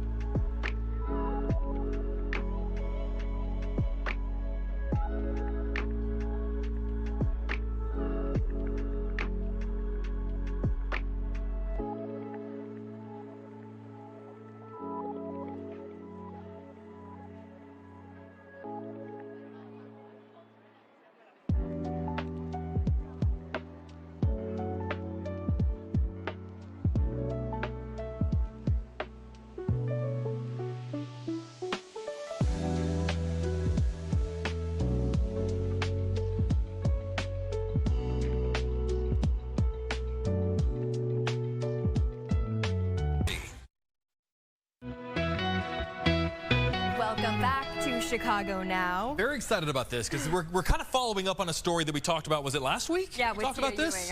Yeah. So there's a group known as the Feels, hoping to make real connections and a pretty intimate experience. There's an event coming later this month in Chicago. The Feels founder, Allie Hoffman, in studio to tell us all about it. The way that this ignited a conversation. It was me, you, and Tia. I think it was probably 10 minutes long. Yeah. Wow. Okay. Yeah. Without any information, just like speculating on different details and stuff like that. So explain how this event is going to work and what makes it different. What makes it different is that it's a response to how over dating apps we are. And what makes it different is that instead of we're asking people just to like make eye contact, to respond to thoughtful questions, to take a breath together. It's really meant to slow down a lot of the hyperactivity that tech has generated. And yeah, it kind of brings us back to, I think, what makes it so great to be a human. It's a little non-traditional, right? Yeah. It's not like your normal maybe speed dating event or just like mixer that you're having. You're actually, walk us through how the experience actually works. Yeah, so you arrive and you're greeted by me or one of my co-facilitators, and then there's a bit of free time, and then we gather the group and we guide for the next 2 hours. And there's a bit of meditation to get people into their nervous system and just like kind of bye life out there and really into the room. And then you're paired 4 times. And in each pair, you respond to a question that we give you. You get a chance just to compliment each other. Like, it feels so good to be complimented.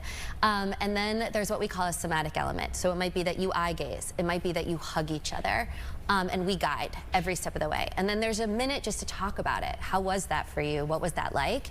And then we switch you up, and then you go into the next pair. And then there's some free time at the end.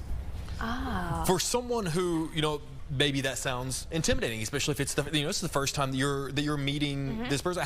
What have some of the responses been? I'd imagine not everyone going there is 100%, like, there's got to be some hesitation from people. Yeah, we like to say the vibe at the start is very, like, a lot of nervous energy. Like, am I going to be into anybody? Is this going to be worth my time? Is this going to be worth my money? Like, there's a lot of that energy in the room.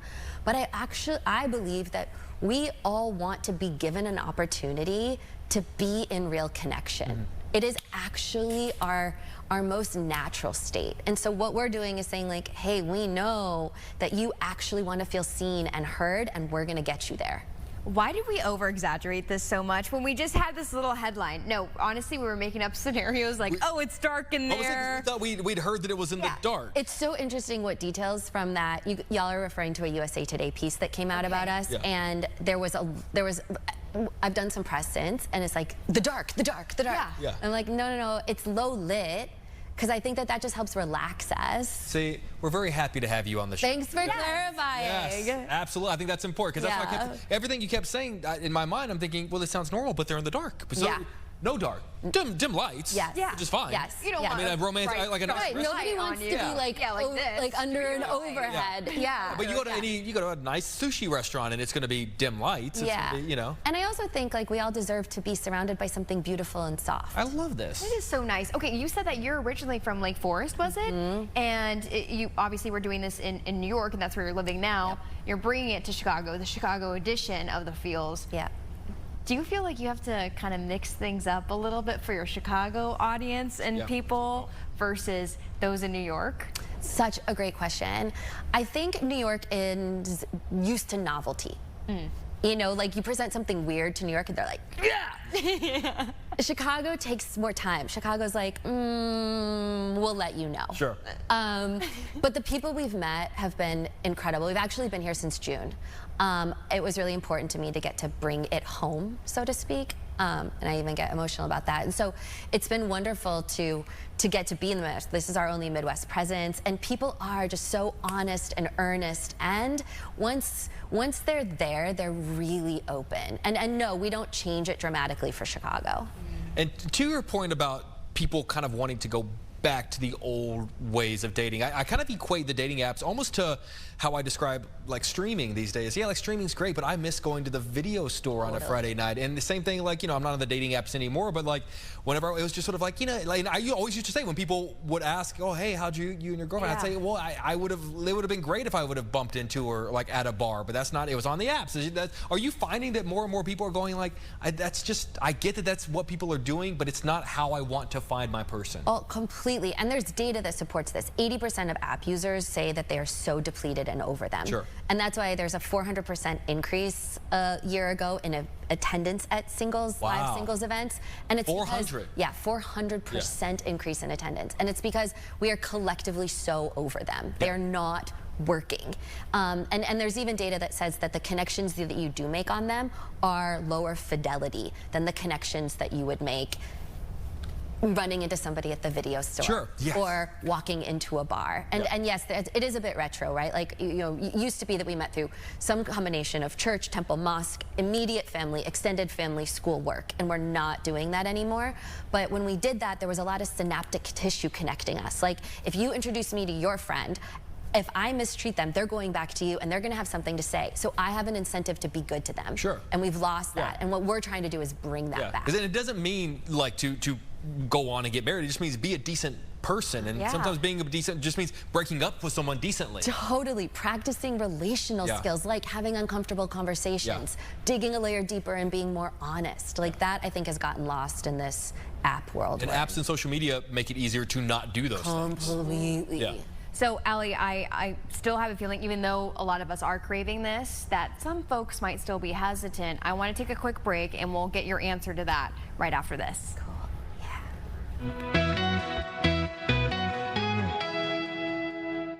Corporate.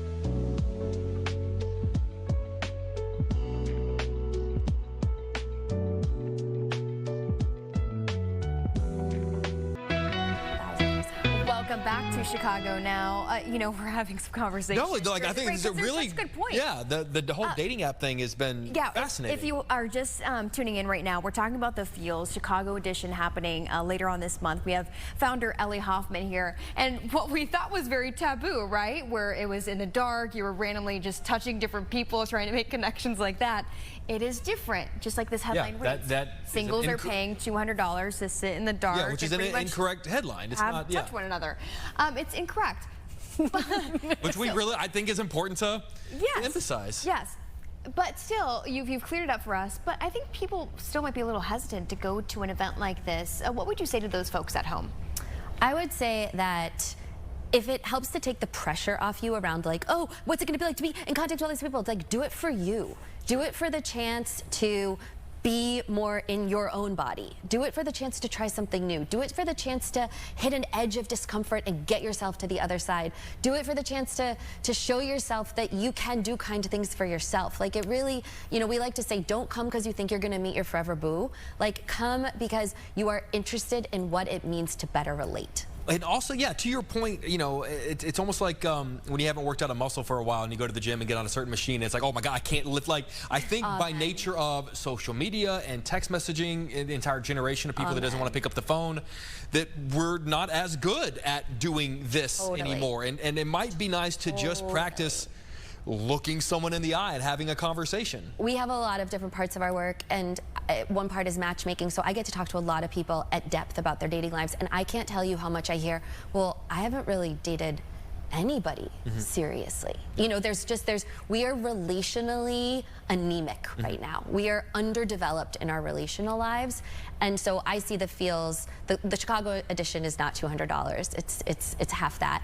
But I see that as like a gateway drug for how we might start to be like, oh, this is something I've not paid much attention to or focused on or invested much in, but I see that I need to, because this thing I've been doing, if apps has been what you've been doing, or playing video games in your basement is what you've been doing, or watching Netflix when you could be out with your friends is what you've been doing, try something new. I love this. I'm really fascinated. I do too, yeah. So it's happening November 24th, as it says at the bottom of your screen, from, I think I said 6:30 to 9:30. That's a full in West 3 Town, hours. in a beautiful space. We're in a space called Quality Knob. It's absolutely stunning. It's a very unique Chicago space. Yeah, and the groups that come are always so incredible. I can't say enough about them. And afterward, we have a WhatsApp that people can be part of, and they share like dating stories with each other, and they cheer each other on. It's a community. See, I love Is that all in that 3 hours? Because it might feel like also like, oh, I don't want to, you know, go there for a full 3 hours. I just want to drop in. You do need to be there for the full 3 hours. But it probably goes by pretty fast. Totally. I mean, how many? That's 3 episodes of whatever you're binging at home on your streaming service, or you know, that's and what I love is to your point, the bar does not have to be find your soulmate. If absolute worst case scenario is I met some really cool people and it forced me out of my comfort zone, 100%. That's a cool thing. Big win. Big win. Is alcohol involved? Your ticket includes unlimited alcoholic and non-alcoholic beverages. For $100? Yeah. For 3 hours? Yeah. Wow. Can me and my girlfriend just come and just drink? Yes, you totally. You can be, what is it, a facilitator? Yeah, I'll be the facilitator. Yeah, like the I will facilitate the heck out of some people. But speaking of, if people are interested, how can they sign up? Is there still availability? Yeah, there's still tickets, and it's catchthefeels.co. Okay, interesting. Are you also active on social media by any chance? At the Feels. Okay, because I have a feeling that people go to there for just a little insight or behind the We have all these really scenes, cool conversations on Instagram about everything from casual sex to, you know, cuffing season. So yeah, find us on Love Instagram. That. Well, you know, if someone can't make it that day, hopefully this is the first of many. If it goes well, it'll happen more and more often here. Yeah, and we've been doing these for 3 years. And we have tons of different stuff we do around the country. Beautiful. Love that. Love it. Awesome. Allie Hoffman, the Feels founder, thank you so much for coming in. This was a really great conversation. Thank you for chatting. We appreciate it. I'm glad we cleared some stuff up. Yes, this is great. Okay, we're going to be talking waffles. Well, you got to say it like Eddie Murphy. Wait, how does... Like, we're talking waffles. Yes. Oh, yeah, he does do that, doesn't he? Right? We're talking waffles when we come back.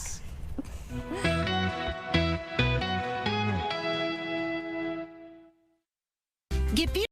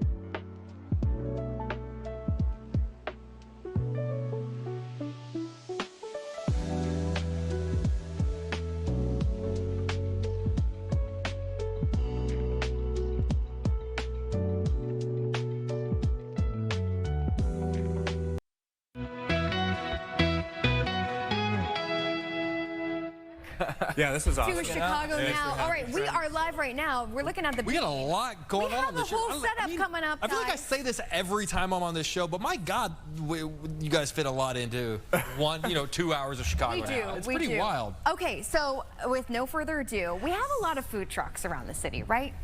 But there's one that's fine their niche, and one's worth checking out. So we have Billy, and is it Toon? Toon's fine. Well, how do you pronounce your first name? It's Tone, but the double O back home is O. Okay. I love that. People say Toon. With all Belgian waffles, and I mean, that kind of brings in the Belgium conversation because you're from there. Tell us about your story and you bringing your great waffles here to Chicago. Right. Born and raised in Belgium. My family still lives there. I'm the only one that's moved here. Moved here about 10 years ago for hockey. Oh, nice. With the dreams of a hockey career. Played college hockey, met Billy, and as a school project, we said, let's start a waffle truck. Why not? Wait, what was the project? Well, we had like a business class. We both we were majoring in business, and it was part of the curriculum, and this is what we wanted to do. It sounds crazy. I have to ask, what did you guys get? On the grade? Yeah. I don't even remember. The first time we brought the business plan up, a D- at best. No! You're on live television talking about it, so I think we can go ahead and curve that up to an A. Yeah, I hope so. I think that's an A by now. Well, look, we just saw your start with that. Okay, that's truck. A work. That's amazing. It's a piece of art. It really is. Good even right now. Exactly. I mean, did you guys ever think that you get this far where you have a food truck? And I know you guys are expanding more, I think on the East Coast, right? Well, so we started back in Pennsylvania at school, and so the idea was if it works out, great. If it doesn't, looks good on the resume. The goal being multiple trucks all over, and at this point we're in all time zones, including 5 here in Chicago area. Greater Chicago area. That's so amazing. We're looking at the waffles right now, and you guys brought some syrup right here. We'll get to that in a second. I'm going to tilt it just a little bit. I bet your teacher had, no expectation that you guys would take it this far, or did they have some success stories before you guys made this all Belgian waffles? I don't know about some success stories, but like Toon said, we didn't get too good of a grade, but we ended up winning a business plan competition pretty soon after that. How did you guys get a D and then then once things are good, we get a little more support. Sure. People telling us we saw this coming. So, but no, I didn't expect us to be here where we are now, and it's been a fast 4 years for sure. I gotta tell you, I'm actually not. It's a source of contention within my family. I'm not a big breakfast guy. I don't really like traditional breakfast food. Okay. I do love waffles, and I could also eat a waffle at noon. I could eat a waffle at 8 o'clock at night. I could eat a waffle. Are you finding that, I mean, you know, food truck, could you park it all day and have people wanting a waffle at any time of night? So people book us. Our trucks are never really on the street. They book us for events. Schools Come do it on. for breakfast. Weddings do it for late night snacks. Oh, that's a good call. We're booked all around the day. It's not just breakfast or just dessert. Or people find excuses to book our trucks all the time. Jake, I will have to say, I'm the same way. I do not like breakfast foods, but I love waffles. Okay. And especially these fun ones. Yeah. I think without further ado, we have to address these wonderful photos that are coming up. What are some of your most popular dishes that you have? I think the most popular is Nutella strawberry. That's just a standard. Toon, I know he likes them plain. They have so much flavor as themselves.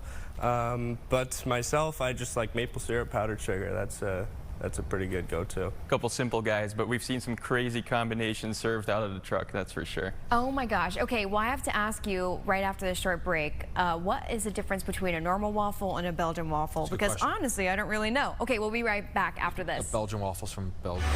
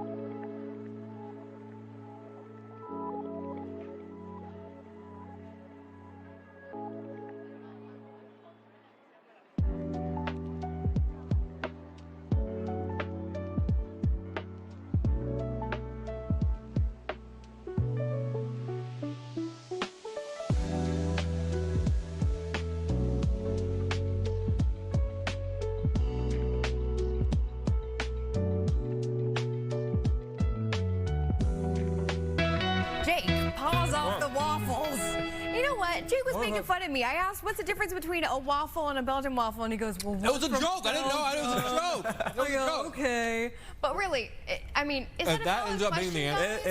It is. I think when Toon first came here, people always asked him how they love the waffles.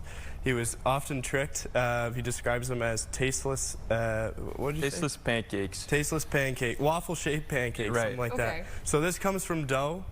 Instead of waffle batter with water and all that jazz, and makes a whole big mess. And pearl sugar, that's the real secret ingredient to it. It caramelizes around it, which you can see is they're sweet. They've got a nice sweetness. They're very sweet. Like even without what you're about to pour, what is that, chocolate? Chocolate sauce. What you're about to pour on it. Even that's why I wanted to try it, because we had the argument about condiments the other week, and my argument is I want to try something before you put something on it. Like I want to know in its raw form, what does it taste like? And just the waffles themselves are incredible. I mean, to your point, they've got a really nice sweetness. Yeah. Oh yeah. I like them plain as is as well. We the other day we got a 1-star review that said the waffles are too sweet, and we look at the receipt and it's waffle and 17 toppings. No. Of course. Well, of course it's going to be too sweet. You know what's funny with you two? Because I actually met you guys at a bar. I did. I met you guys at a bar, and I'm like, hockey players turned waffle connoisseurs. Like, how does that work? What do your teammates think after being tough college hockey players and now opening up this, I have to say, very cute waffle trucks? Yeah. Well, when we started and we ran it at school, we had all kinds of teammates. I guess it was almost a hockey team project. We had one guy designed the wrap for the truck, and the other guys that worked in the truck. We had 2 friends from the hockey team that helped us with a little bit of money initially.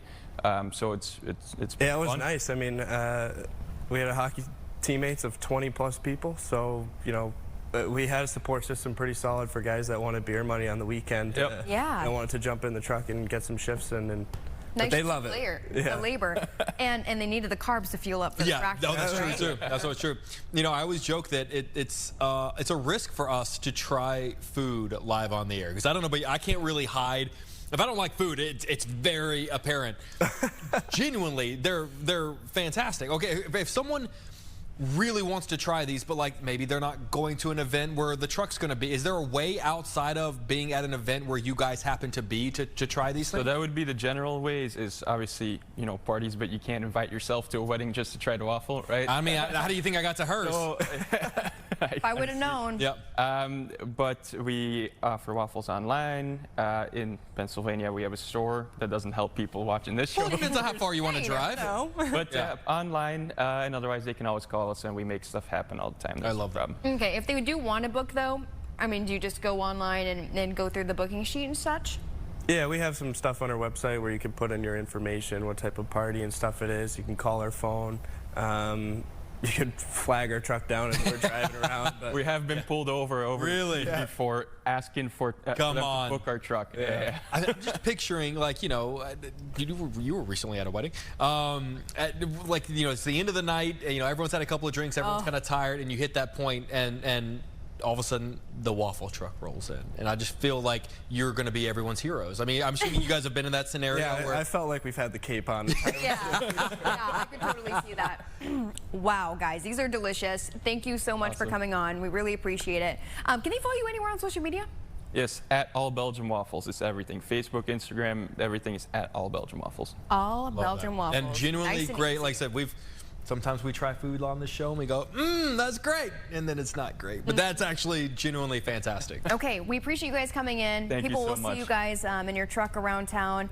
Thank you for feeding us. Thank you. Exactly. We're about to knock those out. It is nice. Okay, hockey players turn all Belgian waffles. Really cool. Yeah. All right. Thank you. Thank you. You have silverware. We just chose not to use it. Yeah. You don't need no silverware. Chicago Now will be back tomorrow.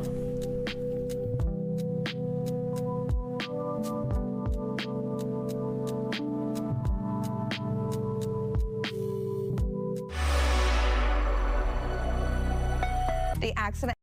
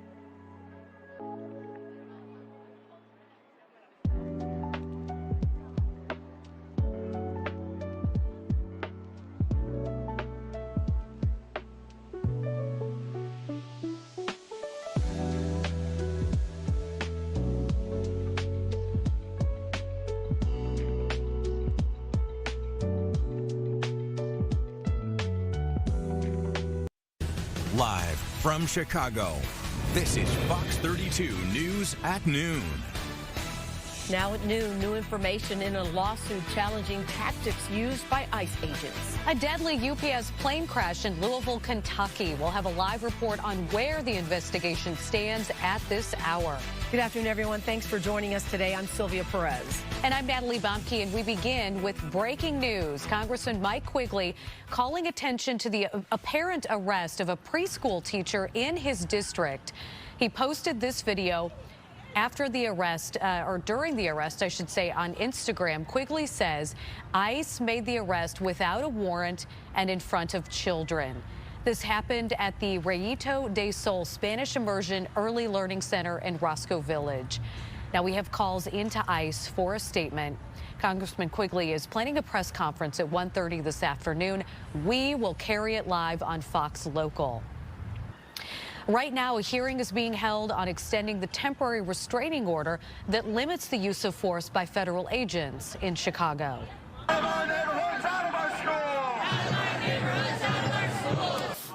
Protests erupted outside the Dirksen Federal Building where the hearing is being held, and there was some last-minute legal maneuvering before it began. Roseanne Tejas has been covering the twists and turns of all of this, and she is joining us live with the latest developments. Roseanne.